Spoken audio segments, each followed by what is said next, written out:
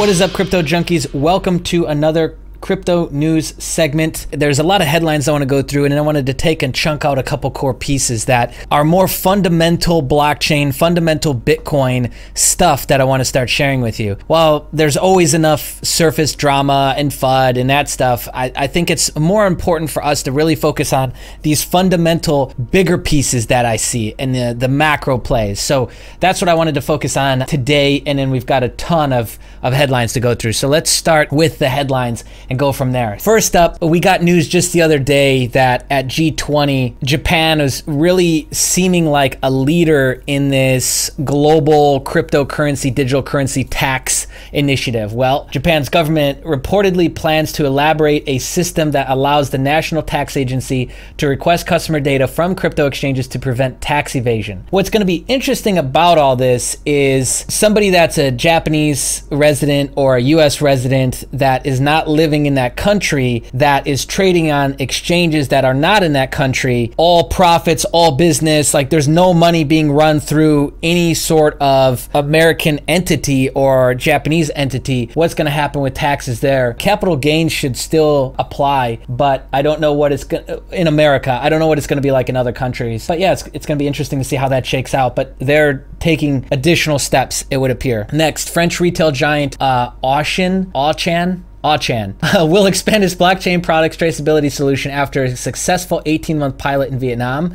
That's good news. Like 18 months means that they started 18 months ago. So they started when Bitcoin was less than $2,600 price action. They started to fund this and they've been successfully running this. Like, I think that's important to note. People forget that it's like nobody's just now coming on the scene. They've been behind the scenes working for 14, 24, 36 months. You know, 1, 2, 3, 4 years they've been working on this. Most of them that when you hear the breaking news, it's somewhere between 14 to 18 months. CEO of Tokyo-based fintech firm and crypto exchange operator Coin, I believe is how it's pronounced, even though it's Quoine, has said he believes Bitcoin will surpass its all-time high prices at the end of 2019. That seems to be a more realistic prediction. I think that the camp and the polarization is really starting to divide. There's a ton of people and no coiners that believe that it's going to go down to zero, which there's people like me who believe that fundamentally that's almost impossible. So I think 2019 is going to be a really good year for Bitcoin. I think we're going to see another big rally. I don't know what that means. I don't know if that means that it's going to be a rally and stay there. I don't know if they're going to try and pull back the price. Yes, I believe Bitcoin's manipulated. Let's see how it goes, okay? We got to take it one day at a time. Singapore will launch a new blockchain accelerator in Q1 of 2019, backed by both government bodies supporting enterprise development and PwC's venture branch. This is an important one because to start an accelerator, have the country, have the government start an accelerator like that is a big deal. And I see Singapore being a leader in cryptocurrency. I see Singapore, I see Japan being leaders. I see Saudi Arabia trying to look at jockeying for position to be a leader. China's already a leader. South Korea's already a leader. I see those countries really jockeying for position. The only one that we really haven't heard from in a while is Russia. I wonder what's going on with their actual state-backed or regulated stable coin cryptocurrency thing that we heard about in India. That's another one that I'd love to hear. We're due up for an update on both of those. So let's see how the next couple days go, see if we get something there. South Korea's financial watchdog warns 2 domestic leading banks about the lack of management of cryptocurrency transactions. That's interesting and really pushing this whole, like, we see the wave and where it's going. Banks and government working with the crypto exchanges. It's going to be really hard to stay anonymous as this climate continues to change. Crypto exchange Erix, maybe even it's an Erix, is that a silent X, ERISX, has raised $27.5 million from Fidelity Investments, NASDAQ Ventures, and other investors. This, I think, is really important because there's so many new exchanges popping up that are backed by big money, that are backed by banks, that are backed by Sequoia Capitals and all the venture startup firms in Silicon Valley. And there's a lot of those popping up. Now, understand that they're giving them money. They're also getting positions on the advisory board, and they're really directing and guiding for quote unquote best practices. Keep that in mind with these exchanges, okay? Because that means that, like, a banker that's worked in the banking industry for 20, 30 years, he's not just gonna throw all that out the window and just say, oh yeah, decentralization, nah, that's the way to go. You got to understand, like, you're gonna have to drag him kicking and screaming.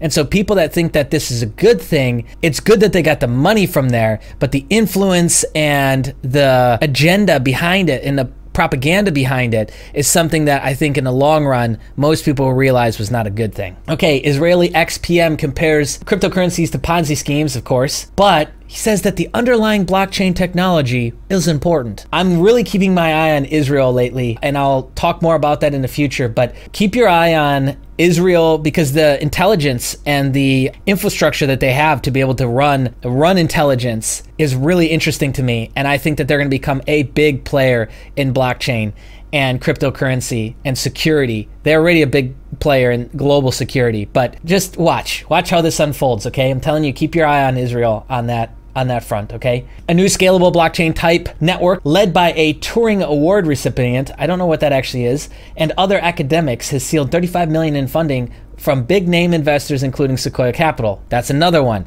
So again, follow the money, who's actually funding this stuff. It's really interesting to see, but I'm noticing a lot of familiar names coming up over and over and over again. Okay, Swiss finance minister has rejected a special blockchain law and instead wants to include it in the current legislation that they already have. I like that. I don't think that you need necessarily new laws for blockchain technology. I think you can just bring old laws up to date and add in amendments to support the new technology. Brazil's largest private bank and UK Standard Chartered issued a $100 million syndicate loan on blockchain. I'm telling you, like, the big money will be moved over blockchain. Whether small money will just disappear, or I'm not sure how that's going to work, because I also see that governments, and there's going to be this international digital currency, but to send big money across blockchain is really, really cheap. We hear about it all the time. 3 cents, 4 cents to send hundreds of millions of dollars. It's a joke. You know, you send $1,000 in Western Union, get charged $150.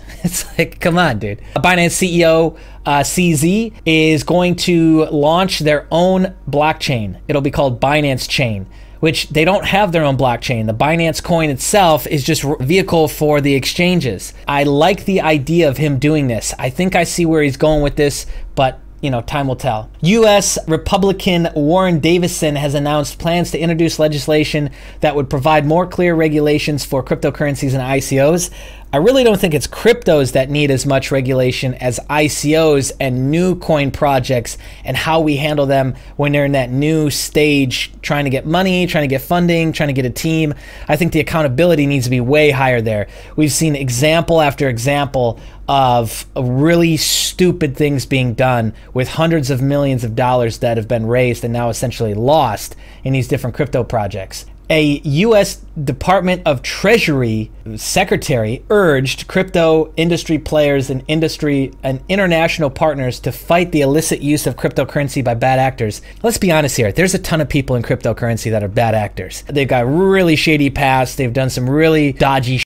Now they're once again in the latest gold rush. I'm gonna actually shoot a dedicated video about this whole agenda of fighting money laundering. It's an interesting propaganda and line of thought to me. I'll go through that with you guys in a dedicated video. Thailand-based crypto exchange Satang reportedly plans to raise nearly $10 million in coming security token offering and develop an e-wallet. That's good news. Okay, wow.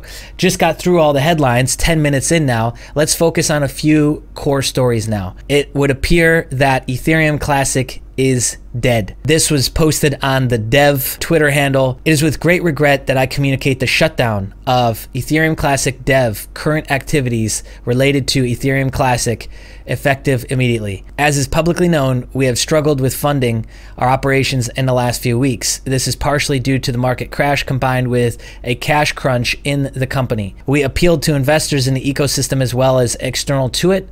We also did to the community fund, but in none of those cases were we successful in securing short-term financing. Thanks to our developers and other people who have helped me and ETC Dev build our great products and vision in the last 2.5 years. Signed, Igor, the CTO, founder and CTO. I think that this guy should get a ton of shit for this. I think people should probably go after him, and what they should want is accountability. Where has all the money gone up until this point? And by no means have I ever followed Ethereum Classic. I have not followed the project at all, and I'm venturing a guess that the price of it has completely taken a shit.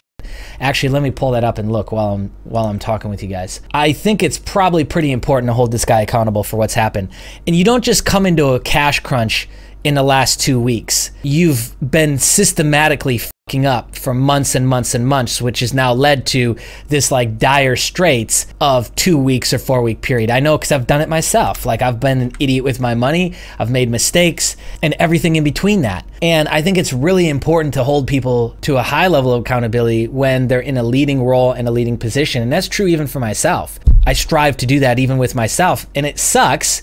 I don't like it, but I just think it's important to do. What was our all-time high? $47, it looks like, on Ethereum Classic. Well, in November, it was really taking a shit, but it did not do good on this news yesterday. And it now is sitting at $4.30, 29 cents. Wow. It's going to go down to zero. That is when you know something will go down to zero. When they literally come out and say, this project is dead, it's going to go to zero because everyone's going to just fire sale that thing off. I think it would be really healthy for everyone, especially people in the ecosystem, to get answers. This community fund, again, I haven't followed this project closely, so I don't even know what kind of funds they have set up, community things they had set up, ecosystem at all, really. So I don't know if that's happened already, but I think that he should just tell people the truth with what happened, and he'll feel a lot better for it. You know, because understand this will hold you back. If you don't come clean about shit, it's going to hold you back because you're going to have the guilt and shame that follows you along. Unless you're like a Jedi at meditation and surrendering and acceptance, then it's going to follow you along into the next thing that you do, and you're going to most likely duplicate the mistakes over again because of this subconscious guilt. Anyway, next story. New York financial regulators approve blockchain payment system. The Department of Financial Services of New York has authorized a blockchain-based digital platform offered by a local bank. An official press release stated on December 4th. What is this bank? Signature Bank, to offer its digital payment platform Signet in the state. That's a big piece of news right there. That is a fundamental piece of news. A bank and a state working together to roll out an approved system. The approved system reportedly uses blockchain technology to allow the bank clients to transfer signets to make payments with no transaction fees at any time of the day, year round. That is insanely awesome. No transaction fees. Like, if you're active, if you're doing any sort of business, you already know wire transfer fees, Western Union fees, MoneyGram fees, PayPal fees, SquareUp fees, Venmo fees. All that. Digital currencies, you know, let's be honest, a big reason why they're so popular is because it's less fees, but they're going to do no transaction fees. That is peculiar. The system purportedly allows funds to be transferred in real time between two commercial clients of Signature Bank, eliminating any dependence on a third party. Oh my gosh, they make billions of dollars off the pennies, the penny grab of what happens during wire transfer. What most people don't realize is that when you initiate a wire transfer, it doesn't just go straight to the bank. And it's not like somebody's coming in and like picking up your cash from New Zealand and going and flying it on a jet over to America and delivering it to the bank that you're trying to send it to, right? I think people have insane variations of misconception of how a wire transfer actually works. Most of the time, they are dependent on what's called an intermediary, and an intermediary bridges bank A to bank B. Now, every time this touches somebody's hands, your wire transfer, they take a small piece. They take a penny, they take $1, they take $10, whatever it is. So in that wire transfer fee that you're paying on both sides, that's going to different parties. And they make, in a year, billions of dollars off of this, which is why they fought so hard against cryptocurrency for so long, because they got to give this up. They got to figure out a new game. And you know, they'll hold on to it till the very end. This is just how old mentality is. New York continues to support and help advance innovation through sound state regulation and with products such as Signet. Signet's going to get picked up by other banks, mark my words. Billionaire crypto investor to develop stablecoin within Hong Kong-based blockchain fund. Okay, I wanted to look at this one to see what kind of stablecoin they want to make. This was originally issued on December 3rd. China's Bitcoin tycoon, whatever that is. You notice how a lot of times I just don't even bother. We just highlight it. There you go. His reported net worth of 7 billion yuan, 1 billion US, has been appointed as executive director and co-chief executive officer of Grand Shores Technology. That's good news. The fund's chairman has announced that the company plans to launch 3 fiat-pegged stablecoins. Okay, so they're going to be different fiat-pegged stablecoins. Pegging and anchoring should mean the same thing, that they are just, it's a consensus. Backed means that it's backed, but they might mean something different here. They might mean that they're going to like hold a certain amount of Hong Kong and Australian dollar. Yeah, see, so one is going to be, the first is expected to be based on the Japanese yen. The other two are going to be based on the Hong Kong and Australian dollars. As previously reported, is planning to offer investments through US dollar pegged stablecoin Tether with a yen stablecoin set up to launch in January. More stablecoins hitting the market. You're starting to see the writing on the wall of the levels and the kind of progression that's going to happen here. Is it's going to move to like a gazillion stablecoins, and then from the stablecoins they're going to start dropping that to either state-backed cryptocurrencies or this whole plan that the IMF has to roll out an international digital currency. So the stablecoins, I think there'll always be a place for it, and that's the stablecoins will maybe take the place of like the individual countries' fiats, and then fiat will go away. So the stable coins will just take over what fiat was so that they can get away from printed money. And then there'll be like this overarching international coin. Bitcoin, I think, will still be there as well because they've got so much invested in it now with futures, with ETFs that will surely hit in 2019, backed Fidelity and all the investment vehicles they're now creating around Bitcoin. I think there'll always be a place for Bitcoin. I'm just interested in how high they're going to let it run. Are they going to let it bull run up to 100,000, 200,000, a million? Where are they going to end it? And I think they're going to use that as a means to wash some of their own debt within the banking system, within the countries themselves. Then whether they'll pull it back from there, I don't know. But that's my working theory. Confirmed, Nasdaq's Bitcoin futures will launch in first half of 2019. 2019, the first quarter, if not already seeing some bull action in Bitcoin, we should in the first half of 2019. There's just too much positive FUD that's going to be hitting. Too many big fucking deals. Like Nasdaq is going to launch a Bitcoin future contract now. Don't forget, a year ago, when CME and CBOE were getting ready to launch futures contracts, it helped drive the price up. Now, I'm not saying that's guaranteed that it's going to help drive the price up. I'm just saying this is another piece to go along with Bakkt launching on January 24th, to go along with all these other projects, these big initiatives launching in the first quarter of 2019. It should be good. That is what I'm betting on anyways. We've put a hell of a lot of money and energy into delivering the ability to do this, as we've been all over it for a long time, way before the market went into turmoil, and that will not affect the timing of this in any way. No, period. We're doing this no matter what. That's really an interesting stance. And they've been in the crypto space for years. You better believe they've probably been in this since 2015 or earlier. And none of them, remember, for a while, none of them wanted to admit it. But it's good to see that they don't care. They've been working on this for years, and it's launching, no matter what. As reported, Nasdaq's planned futures contract will purposefully be the first of a set of transparent, regulated, and surveilled digital asset products to be jointly launched as part of its recently announced partnership with U.S. investment firm VanEck. I really just honestly don't care. That's it for the crypto news. Really big fundamental pieces that we went through today. Hopefully this has been valuable for you. If you liked the video, just click the like button. It means so much, helps us get this video trending, which is great. We've been consistently hitting over 100 views now on these news segments, which I think is amazing. So thank you so much. If you want to interact with us, you got some feedback, you got something to say about what we just covered, comment below. I'd love to read it. Check out your thoughts and what you are thinking. And if you're brand new to the channel, take a second, hit the subscribe button, hit the bell notification. That way you don't miss out on any future updates. And if you want to support us, there's links underneath this video. There's affiliate links with equipment and things we use every single day. There is Teespring campaigns that we have going on, so you can buy some sweet, sexy Crypto Junkie merch. All those little things go such a long way for us. So thank you for checking that out. Thank you for showing your support in that sort of way with us. Be on the lookout. More videos dropping on the channel soon, my friends. Bye.